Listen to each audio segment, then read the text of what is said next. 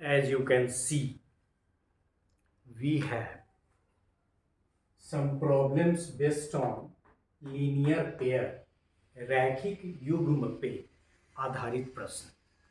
In the process, we shall also be able to understand what is the meaning of linear pair. और linear pair पे based समस्या के समाधान के क्रम में देयर इज ए थ्योरम, और इसको हमको भविष्य में फार्मूला की तरह इस्तेमाल करना है in order to solve problems related to this linear pair रैखिक युग्म.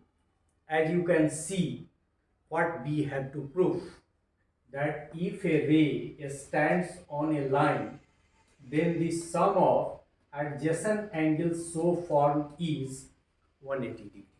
यही हमको सिद्ध करना है. लेकिन आपको रिकॉल करना पड़ेगा कि एडजेसेंट एंगल होता क्या है. आपको शायद याद होगा कि यहाँ हम लोगों ने जब एंगल बनाया था तो एडजेसेंट एंगल का कंसेप्ट दिया था कि एक तो कॉमन वर्टेक्स होगा, कॉमन आर्म होगा, और कॉमन आर्म का बगल वाला जो आर्म होगा वो नॉन कॉमन होगा. मतलब ये बीच में है, ये नॉन कॉमन है इस तरफ के लिए, और ये नॉन कॉमन है इस तरफ के लिए. तो ये एंगल और ये एंगल एडजेसेंट एंगल हुआ. ठीक है. अब इसी तरह के एडजेसेंट एंगल के कंसेप्ट से रिलेटेड है कि किसी सरल रेखा पर खड़ी एक किरण से बनने वाले आसन्न कोणों का योग 180 डिग्री होता है. So we have to prove what we have to start, that we have to derive figure. So let us see. जैसा कि हम लोग बनाते रहे, थोड़ा और लंबा कर ले. टेढ़ा हो गया है. ये रेखा है, इसमें ए बी एक लाइन है, A and B is the line. अब क्या है, लीनियर पेयर के क्रम में it is given that C D ray stands on line A B. तो सी डी, मान लीजिए सी डी स्टैंड कर रहा है, सी डी भी इसका नाम दे दिए. अब क्लियर है. तो कह क्या रहा है कि adjacent angle so formed is 180 degree. तो एक तो देख रहे हैं कि एडजेसेंट एंगल ये हुआ दिस, और दूसरा ये. मतलब यदि हम लिखें तो लिखेंगे we have to proof angle A C D plus angle B C D is equal to 180 degree. Right. यही प्रूफ करना है, और भविष्य में इसको हमको फार्मूला की तरह इस्तेमाल करना है कि जब रैखिक युग्म होगा तो दोनों रैखिक युग्म वाले कोण मिलके 180 डिग्री बनाएंगे. So let us take a perpendicular that is CE. नाम वही लेंगे जो इसमें लिखा हुआ है.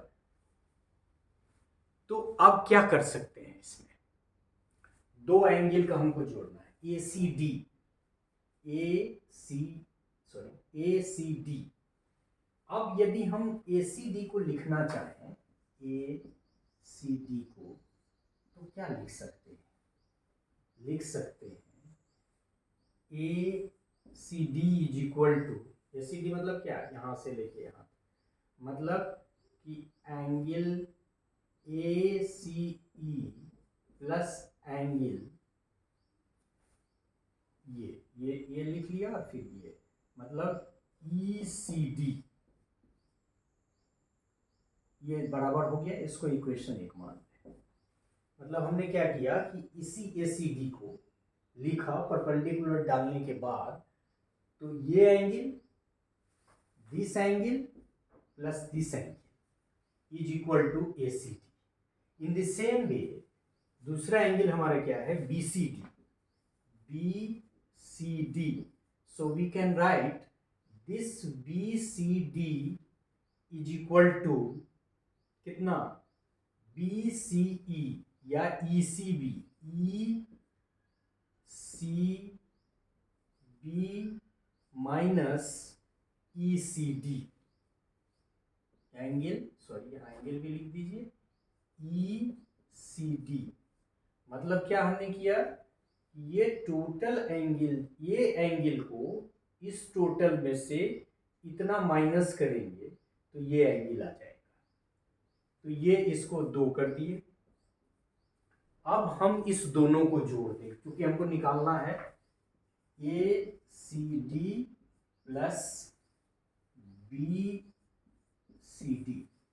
देख सकते हैं ACD। अब इसी को हम रखेंगे, angle ACE plus angle ECD, और फिर ये इसका मान रखा ACD का। अब हम BCD का मान रखेंगे, angle ECB minus angle ECD। अब आप देखिए, ECD प्लस में है, ECD माइनस में है, लिहाजा हम इसको काट दे सकते हैं। और तब क्या लिख सकते हैं, angle ACE, angle ACE plus angle ECB।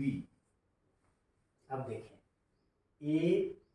ACE कितना है, क्योंकि आपने परपेंडिकुलर डाला है तो ये 90 डिग्री है ही, क्योंकि ये परपेंडिकुलर है।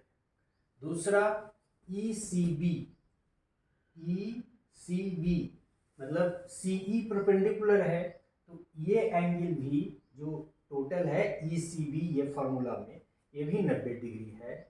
ये टोटल यहाँ से लेके यहाँ तक, लिहाजा both are 90 plus 90 degree,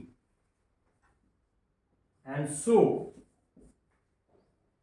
it is 180 degree. हमको प्रूफ क्या करना था, यही दो जो लीनियर पेयर है वो 180 डिग्री का होता है, 180 डिग्री के बराबर होगा, और ये सिद्ध हो गया। दूसरा यहां हमने लिखा था छोटे में, the sum of the angles of a linear pair.